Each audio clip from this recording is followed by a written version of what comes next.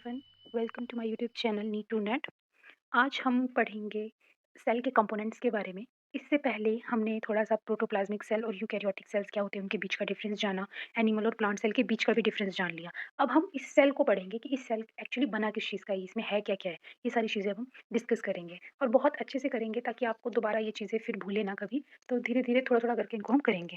तो सबसे पहले तो सेल के जो कंपोनेंट्स हैं वो 3 चीज़ों से मिलकर बना हुआ है सेल। एक सबसे बाहर वाला आउटर कवरिंग, अगर मैं ड्रॉ करके बताऊँ आपको, तो मान लीजिए ये आपका एक सेल है, ठीक है? तो ये इसकी क्या हो गई, एक आउटर कवरिंग हो गई। अब मैं इसमें जो ये अंदर इसका जो फ्लूइड है सारा का सारा, ठीक है? लिक्विड या जो भी कंपोनेंट कंपोज़िशन इसके अंदर है, वो सारा किसमें आ जाएगा? प्रोटोप्लाज़्म में आ जाएगा। अभी प्रोटोप्लाज़्म भी फर्दर अलग टाइप का होता है, जब हम उसको पढ़ेंगे तब डिस्कस करेंगे। इसके बाद बीच में आता है आपका न्यूक्लियस, ठीक है? इस प्रोटोप्लाज़्म के अंदर फ्लोट कर रही होती हैं बहुत सारी ऑर्गेनेलीज़। इस तरह से आपका सेल का कंपोनेंट जो है वो बना होता है। जो सब हम एक-एक करके इनको डिस्कस करते हैं, तो हम बैक्टीरिया का सेल सबसे पहले लेंगे। तो जो बैक्टीरिया है वो आपको पता है अब किसमें आता है? प्रोकैरियोट्स में आता है। तो उनके केस में जो ये सेल एनवेलप है ये थोड़ा कॉम्प्लेक्स होता है। क्यों कॉम्प्लेक्स होता है? क्योंकि इसमें 3 चीज़ें प्रेज़ेंट होती हैं। सबसे बाहर प्रेज़ेंट होता है आपका ग्लाइकोकैलिक्स, फिर उसके बाद अंदर होता है सेल वॉल और फिर आती है प्लाज़्मा मेम्ब्रेन। सबसे बाहर क्या आता है आपका? ये आ गया ग्लाइकोकैलिक्स। ग्लाइकोकैलिक्स के बाद अंदर आ जाएगा आपका सेल वॉल और फिर उसके अंदर आएगी आपकी क्या? Plasma membrane. तो ये जो आपका बैक्टीरिया है या प्रोकैरियोट्स है, इनके केस में सेल वॉल बहुत सा थोड़ा सेल एनवेलप कॉम्प्लेक्स होता है, क्योंकि देखो बाहर से कोई चीज़ आ रही है, उसको अंदर जाने के लिए इन 3 बैरियर्स का सामना करना पड़ेगा। लेकिन जैसे-जैसे आप हायर ऑर्गेनिज़म्स की तरफ को मूव करते रहते हो, आगे जब आप जाओगे, जैसे यूकैरियोट्स में भी प्लांट्स तक के ऑर्गेनिज़म्स जो थे, उनमें सेल वॉल और प्लाज्मा मेम्ब्रेन तो रहेगी, लेकिन उनमें ग्लाइकोकैलिक्स गायब हो जाएगी। मतलब ग्लाइकोकैलिक्स होगी भी, लेकिन उसका काम जो है फिर वहाँ पे एक रिसेप्टर की तरह रह जाएगा।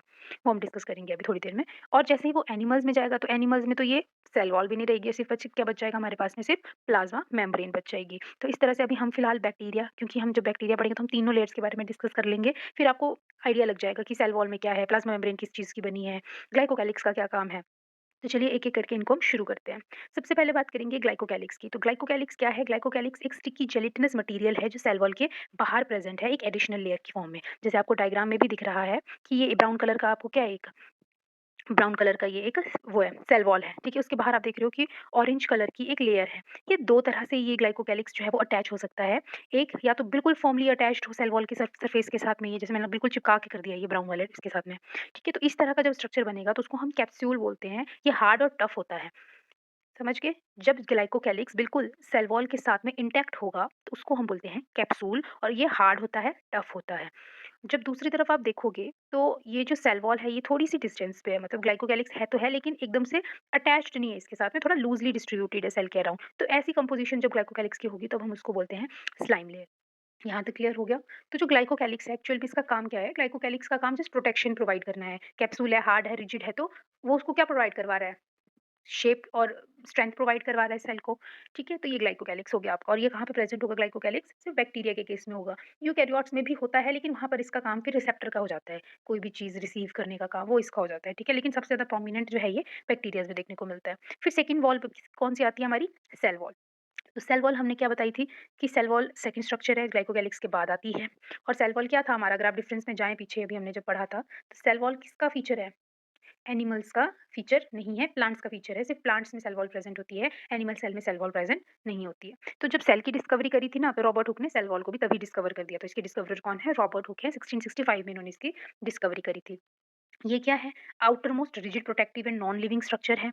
क्या किस चीज़ में हेल्प करता है? एक तो सेल की जो शेप है, उसका जो साइज़ है, उसको मेंटेन रखने में हेल्प करता है। ऑस्मोटिक प्रेशर को काउंटरैक्ट करता है। अब ऑस्मोटिक प्रेशर को काउंटरैक्ट करने का मतलब क्या है कि जब ऑस्मोटिक प्रेशर सेल में जब डिफरेंसेस होगा ना कंसंट्रेशन में, तो उस दौरान जो ऑस्मोटिक प्रेशर जनरेट होगा, उससे सेल को कोई नुकसान ना हो, सेल की वॉल्स रप्चर ना हो जाए, उस चीज़ को प्रोटेक्ट करने का काम भी सेल वॉल करती है। क्योंकि सेल वॉल क्या है? एक रिजिड प्रोटेक्टिव लेयर है उसके बाहर, तो वो सेल को क्या कर रही है? उस ऑस्मोटिक प्रेशर से भी बचाने में हेल्प कर रही है। साथ में मैकेनिकल सपोर्ट तो वो कर ही रही है। किसमें पाया जाता है सेल वॉल? प्रोकैरियोटिक सेल्स में पाया जाता है, जैसे कि बैक्टीरिया, साइनोबैक्टीरिया, और यूबैक्टीरियाज़ में सिर्फ एल्गी, फंजाई और प्लांट्स में पाया जाता है, एनिमल्स में नहीं पाया जाता। सेल वॉल बनी किस चीज़ की होती है, अब हम इस पे देखते हैं। तो अलग-अलग ऑर्गेनिज़म्स में या उनमें अलग-अलग तरह की सेल वॉल मतलब अलग-अलग चीज़ों से मिलकर बनी होती है। अगर मैं बैक्टीरिया की बात करूँ तो बैक्टीरिया में ये बनी होती है पेप्टिडोग्लाइकन की। अगर आपसे क्वेश्चन पूछ लिया जाए cell wall is made up of in case of bacteria तो आप क्या आंसर दोगे उसका? पेप्टिडोग्लाइकन दोगे। पेप्टिडोग्लाइकन क्या है? पेप्टिडोग्लाइकन एक पॉलीसेकेराइड है और इसी पेप्टिडोग्लाइकन को हम म्यूरिन भी कहते हैं जब ये पॉलीसेकेराइड चेन फॉर्म में प्रेज़ेंट होता है। ठीक है? जो म्यूरिन होता है वो स्ट्रेंथनिंग मटीरियल है। मतलब कि सेल वॉल बैक्टीरिया की बनी होती है पेप्टिडोग्लाइकन की, लेकिन उसको जो स्ट्रेंथनिंग का काम है वो म्यूरिन करता है। ये म्यूरिन है क्योंकि मैंने बताया ये पॉलीसेकेराइड है तो ऑब्वियसली 2 या 2 से ज़्यादा सब यूनिट्स या मोनोमर से मिलकर ये बनी होगी। तो इसके मोनोमर्स कौन-कौन से हैं? एक तो नैग, दूसरा NAM. Very important question. NAG और नैम के ऊपर बड़े क्वेश्चंस आते हैं, इसको हम ब्रीफली भी पढ़ेंगे आगे।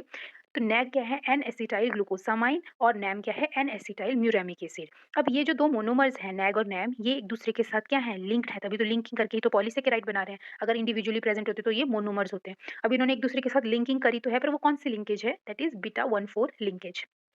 राइट। अब बैक्टीरिया जो है वो सेल वॉल के बेसिस पे दो तरह का होता है, ग्राम पॉजिटिव, ग्राम नेगेटिव। ये हम जब बैक्टीरिया को ब्रीफली उसमें मोनेरा में पढ़ेंगे तब हम इसको अच्छे से डिस्कस करेंगे। फिलहाल आपको मैंने ऐसे जनरली बता दिया कि बैक्टीरिया को हम इसके बेस पे दो पार्ट्स में डिवाइड कर देते हैं, gram positive and gram negative. चलिए नेक्स्ट आ जाता है फंजाई। फंजाई जो है वो उसमें आपको पता है वो काइटिन की बनी होती है। काइटिन का मोनोमर क्या है? एन एसिटाइल ग्लूकोसामाइन है और ये एक नाइट्रोजन कंटेनिंग पॉलीसेकेराइड है।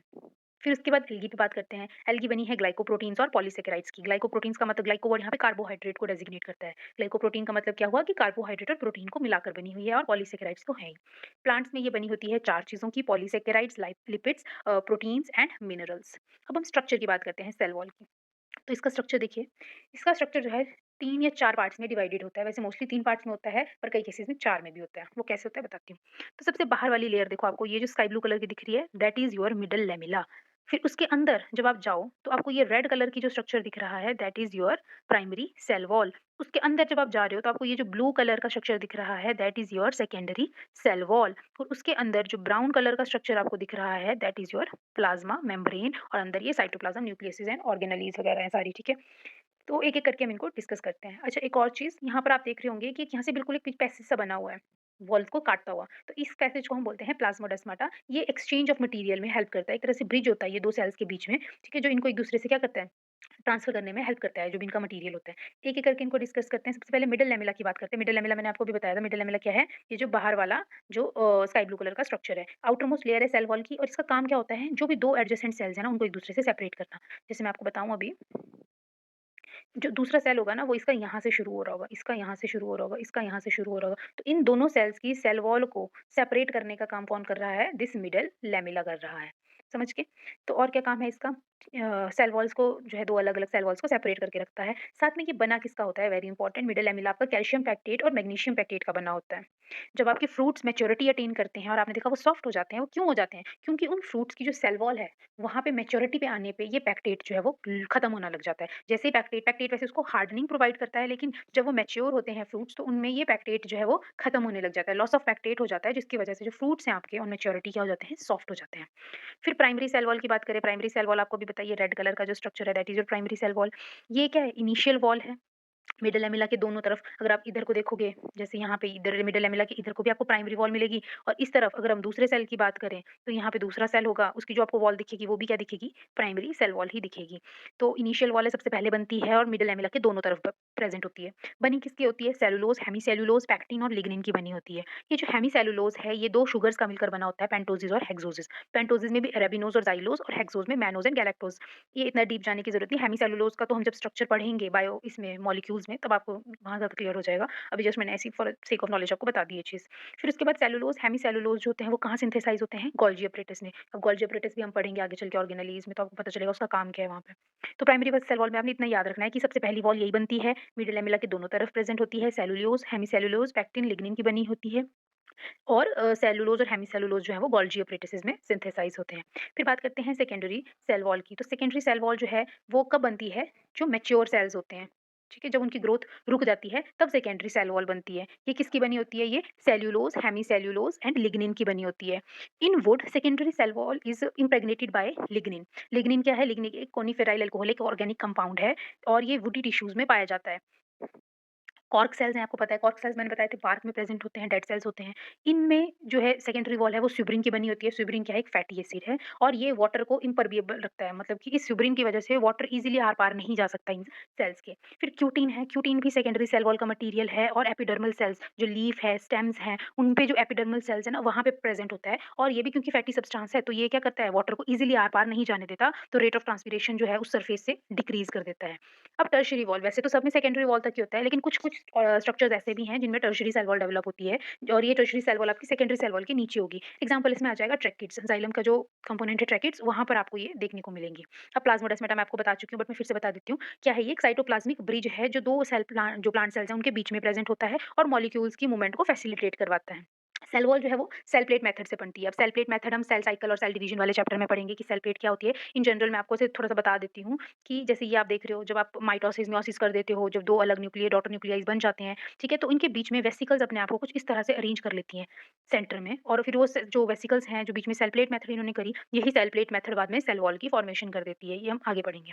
Let it be. अब सेल वॉल का फंक्शन देख लेते हैं। सेल वॉल का फंक्शन क्या है? देखो, एक तो ये सेल को केमिकल एक्शन से बचाता है। कोई भी केमिकल ईज़िली सेल को अफेक्ट नहीं कर सकता। सेल वॉल उसको क्या कर रही है? प्रोटेक्शन प्रोवाइड कर रही है।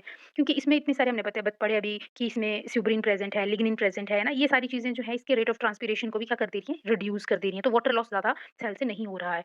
फिर क्या हो रहा है? जो ये सेल वॉल है, सेल वॉल में क्योंकि अभी हमने प्लाज्मोडेस्माटा पढ़ा, पिट्स प्रेज़ेंट है। इन पिट्स की प्रेज़ेंस की वजह से जो इंटरसेल्युलर मूवमेंट है मटेरियल की, वो भी हो रही है।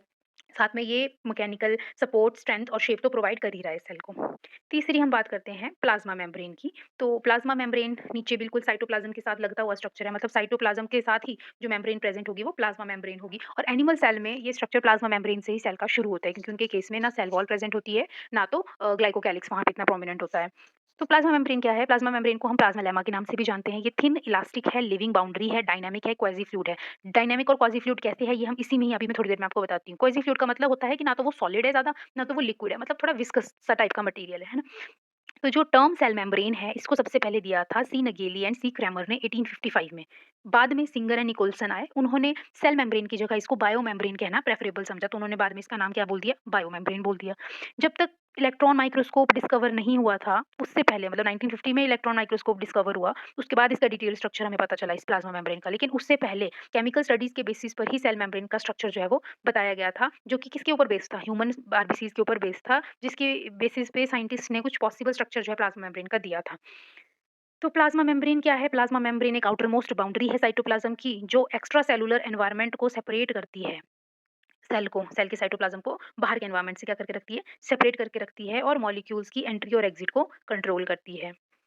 और आयन्स की वजह से, इनमें प्रेजेंस ऑफ आयन्स की वजह से ये कंसंट्रेशन ग्रेडिएंट भी मेंटेन करके रखती है, प्लस सिलेक्टिवली परमिएबल मेम्ब्रेन है। सिलेक्टिवली परमिएबल मेम्ब्रेन का मतलब है कि कुछ चीज़ों को तो आने देगी, कुछ चीज़ों को अंदर आने नहीं देगी। अब स्ट्रक्चर ऑफ प्लाज्मा मेम्ब्रेन की हम बात कर देते हैं, तो बहुत सारे साइंटिस्ट्स ने अलग-अलग स्ट्रक्चर दिए प्लाज्मा मेम्ब्रेन के। तो हम आज सिर्फ 2 स्ट्रक्चर्स को डिफाइन करेंगे और तीसरा जो बहुत इंपॉर्टेंट स्ट्रक्चर है आपका फ्लूइड मोज़ेइक मॉडल, उसको हम कल अगली वीडियो में अपनी जो है वो एक्सप्लेन करेंगे। अभी हम फिलहाल सिर्फ 2 मॉडल्स हैं उनके बारे में डिस्कशन कर लेते हैं। तो सबसे पहला मॉडल है बाइलेयर मॉडल, जो डिनेली एंड डेवसन ने दिया था 1935 में। तो इनके हिसाब से इन्होंने कहा प्लाज्मा मेम्ब्रेन 3 लेयर्स की बनी हुई है। 3 लेयर्स कौन-कौन सी हैं? बीच में लिपिड की लेयर है, बाइलेयर है और ऊपर-नीचे प्रोटीन्स प्रेज़ेंट है। अगर मैं आपको स्ट्रक्चर दिखाऊँ तो कुछ इस तरह का स्ट्रक्चर है। लिपिड की बाइलेयर है, मतलब इस 2 लेयर्स आपको दिख रही होंगी कि मैम आप ये तो 3-4 हो गई। तो इन्होंने जो ये ब्लू वाला है ना इसको एक ही मान के किया है, ये लिपिड की बाइलेयर है। तो इन्होंने कहा लिपिड की बाइलेयर है, उसके दोनों तरफ क्या है? प्रोटीन प्रेज़ेंट है। ये इन्होंने कहा कि इस तरह से प्लाज्मा मेम्ब्रेन जो है 3 लेयर में डिवाइडेड है और सैंडविच मॉडल भी इसको कहा जाता है क्योंकि इन्होंने सैंडविच की तरह बताया कि लिपिड की बाइलेयर बीच में और ऊपर-नीचे प्रोटीन प्रेज़ेंट है। सबसे पुराना मॉडल प्लाज्मा मेम्ब्रेन का स्ट्रक्चर का इसको माना जाता है। सरफेस टेंशन के ऊपर बेस्ड है। इसमें जो हाइड्रोफोबिक हेड्स हैं फॉस्फोलिपिड मॉलिक्यूल्स के, वो कहाँ पे हैं? प्रोटीन की तरफ को हैं। ये जो ब्लू वाला स्ट्रक्चर है, इस ब्लू वाले स्ट्रक्चर में अगर आप देखें, तो ये वाला जो राउंडेड स्ट्रक्चर आपको दिख रहे हैं, दीज़ आर हेड और ये कैसे हैं? हाइड्रोफिलिक हैं और ये किस तरफ को हैं? प्रोटीन की तरफ को हैं। जबकि इनकी जो ये टेल्स हैं, ये हाइड्रोफोबिक हैं, मतलब हाइड्रोफोबिक होते हैं जो वाटर लविंग नहीं होते हैं और हाइड्रोफिलिक वाटर लविंग होते हैं। तो जो वाटर लविंग चीज़ है वो प्रोटीन की तरफ को है, जो वाटर हीटिंग चीज़ है वो सेंटर की तरफ को है। तो ये उन्होंने अपने इस मॉडल में एक्सप्लेन करा था। कि जो हाइड्रोफिलिक पोलर हेड हैं वो फॉस्फोलिपिड मॉलिक्यूल के वो प्रोटीन की तरफ को डायरेक्टेड हैं और जो हाइड्रोफोबिक टेल्स हैं वो सेंटर की तरफ को डायरेक्टेड है। बहुत इंपॉर्टेंट चीज़ जो आपने यहाँ पे याद रखनी है क्योंकि आप आगे देखेंगे बाकी मॉडल भी सिमिलर ही इसी की तरह ही है। फ़र्क सिर्फ इतना है कि यहाँ पर जिन प्रोटीन्स की बात हो रही है वो प्रोटीन्स ग्लोबुलर प्रोटीन्स हैं। ठीक है, ये सैंडविच मॉडल है, बस इसमें इतना ही था, आपने ये इतना ही याद रखना है। तो ये वाला ज़ोन हाइड्रोफिलिक ज़ोन हो जाएँगे, बीच में जहाँ पे टेल्स वाला रीजन है दैट इज़ हाइड्रोफोबिक ज़ोन। फिर यूनिट मेम्ब्रेन मॉडल की बात करते हैं, तो ये यूनिट मेम्ब्रेन मॉडल दिया था रॉबर्टसन ने 1959 में। इन्होंने इलेक्ट्रॉन माइक्रोस्कोपिक स्टडी करी थी माइलिन के ऊपर, माइलिन आपको पता है ना, माइलिन शीथ नर्व फाइबर्स में आपने पढ़ा होगा। तो उसके ऊपर इन्होंने काम किया, उसमें उसके बेसिस पर इन्होंने ये मॉडल दिया था। तो इन्होंने कहा कि रॉबर्टसन के हिसाब से जितनी भी मेम्ब्रेन है वो ट्राइलैमिनर है, मतलब 3 लेयर्ड है, डार्क, लाइट, डार्क, इसको रेल ट्रैक मॉडल के नाम से भी जाना जाता है। अब सेम ही चीज़ इन्होंने भी बोली कि फॉस्फोलिपिड की बाइलेयर जो है 2 प्रोटीन मोनोलेयर्स के बीच में सैंडविच्ड है, और उन्होंने क्या कहा कि इन तीनों को एक नाम दे दिया। जो आपका ये तीनों स्ट्रक्चर्स है ना, आपकी प्रोटीन, लिपिड और प्रोटीन, इन तीनों को एक इकट्ठा एक नाम दे दिया उन्होंने, यूनिट मेम्ब्रेन का। तो the unit membrane of Robertson कितनी है, 75 एंगस्ट्रॉम थिक है। जो मिडल वाली फॉस्फोलिपिड है दैट इज़ 35, ये जो बीच वाली ब्लू वाला रीजन दिख रहा है दैट इज़ 35 एंगस्ट्रॉम, और 20-20 एंगस्ट्रॉम जो है वो प्रोटीन वाला, पेरिफेरल प्रोटीन वाला पार्ट है, तो टोटल हो गया 75 एंगस्ट्रॉम, ठीक है। ड्रॉबैक्स क्या थे कि ये वाला मॉडल जो था ये एक्सप्लेन नहीं कर पा रहा था वाटर का या वाटर इनसॉल्युबल मटेरियल का फॉस्फोलिपिड कोर से ट्रांसपोर्ट को, ना तो ये एक्टिव ट्रांसपोर्ट को एक्सप्लेन कर पा रहा था। अब आप बोलोगे स्ट्रक्चर देखिए कि मैम ये तो बिल्कुल वैसा ही मॉडल है जो ऊपर डेविडसन ने दिया था, सैंडविच मॉडल है, बीच में लिपिड की बाइलेयर है, ऊपर प्रोटीन है। तो देखो दोनों का मॉडल था तो सेम, बस फ़र्क सिर्फ़ इतना है कि उन्होंने इसको एक टर्म दे दी थी यूनिट मेम्ब्रेन इन 3 को चीज़ों को। दूसरा इन्होंने डार्क लाइट, डार्क वाले में कहा था कि बाहर वाली चीज़ें डार्क है और बीच वाली लाइट है। रेल ट्रैक की तरह भी आपको लग रहा होगा, रेल की पटरियों की तरह अगर आप देखोगे इसको, तो ये आपको रेल की पटरियों की तरह भी दिखेगा थोड़ा-सा कि ये रेल है। ऐसी होती है ना रेल, तो इस तरह से इसलिए इसको रेल ट्रैक मॉडल भी कहा। फ़र्क सिर्फ़ इतना है कि वहाँ पर जो मॉडल था वो कह रहा था ग्लोब्यूलर प्रोटीन के बारे में। यहाँ कह रहा है कि बीटा प्लेटेड शीट्स जो हैं वो प्रोटीन की यहाँ पे प्रेज़ेंट है। मतलब प्रोटीन जो है वो बीटा प्लेटेड फ़ॉर्म में प्रेज़ेंट है। ऊपर वाला मॉडल कह रहा था ग्लोब्यूलर प्रोटीन में। बाकी चीज़ें सेम है, कुछ-कुछ टर्म्स एक्स्ट्रा इन्होंने ऐड ऑन करी, थिकनेस ऐड कर दी, जो ऊपर उन्होंने डिस्कस नहीं करी थी। बस। अब यहाँ पे जो प्रोटीन वाला रीजन है दैट इज़ ऑस्मियोफिलिक, और बीच वाला ऑस्मियोफोबिक है। अब इसका फ्लूइड मोज़ेइक मॉडल है, इसको अब हम नेक्स्ट वीडियो में डिस्कस करेंगे। आज के लिए इतना ही। आज के लिए हमने क्या-क्या पढ़ा, सेल एनवेलप के बारे में पढ़ा कि सेल एनवेलप क्या है, 3 चीज़ों का बना है, ग्लाइकोकैलिक्स, सेल वॉल और प्लाज्मा मेम्ब्रेन। ग्लाइकोकैलिक्स के बारे में पढ़ा, सेल वॉल के बारे में पढ़ा, फिर उसके बाद हमने सेल वॉल का स्ट्रक्चर भी देखा, उसके पार्ट्स को भी देखा, और सेल वॉल किन-किन चीज़ों की अलग-अलग ऑर्गेनिज़्म में बनी है उनको भी देखा। प्लाज्मोडेस्माटा के बारे में पढ़ा, फिर हमने उसके फंक्शंस पढ़े, प्लाज्मा मेम्ब्रेन के बारे में पढ़ा, किसने डिस्कवर करा था, किसने नाम दिया, कौन-कौन से मॉडल्स आए उनको एक्सप्लेन करने के लिए। कल हम अगला टॉपिक जो है वो इसका फ्लूइड मोज़ेइक मॉडल पढ़ेंगे, जो कि काफ़ी इंपॉर्टेंट है और ईज़ी है समझने के लिए। आज के लिए बस इतना ही। Thank you so much.